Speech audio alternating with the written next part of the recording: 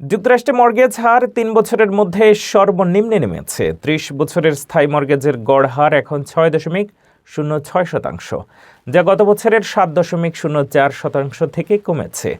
১৫ বছরের মর্গেজের হারও ৫.৩৮% নেমেছে।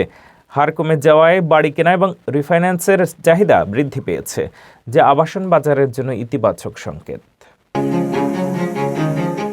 যুক্তরাষ্ট্রে মর্গেজ হার ৩ বছরের মধ্যে সর্বনিম্ন স্তরে নেমেছে। ফ্রেডি ম্যাকের সাম্প্রতিক জরিপ অনুযায়ী ৩০ বছরের স্থায়ী মর্গেজের গড় হার এখন ৬.০৬%, যা গত বছরের একই সময়ে ৭.০৪% থেকে উল্লেখযোগ্যভাবে কম। এটি ২০২২ সালের ১৫ সেপ্টেম্বরের পর সর্বনিম্ন হার। ১৫ বছরের স্থায়ী মর্গেজের হারও ৫.৩৮% নেমে এসেছে।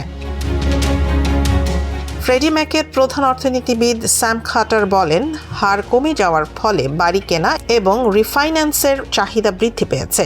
এটি স্পষ্ট যে আবাসন বাজারে ক্রিয়াকলাপ বাড়ছে এবং বসন্ত বিক্রির মৌসুমের জন্য এটি ইতিবাচক সংকেত। প্রেসিডেন্ট ডোনাল্ড ট্রাম্প সম্প্রতি ফেডারেল হাউজিং ফাইন্যান্স এজেন্সিকে নির্দেশ দিয়েছেন ফ্যানি ম্যা বা ফ্রেডি ম্যাকের $২০০ বিলিয়ন বন্ড ক্রয় করতে, যা আবাসন খরচ কমাতে সাহায্য করবে। এছাড়াও ট্রাম্প এখন পরিবারের বাড়ি কিনতে বড় সংস্থাগুলোর অংশগ্রহণ বন্ধ করার প্রস্তাব করেছেন।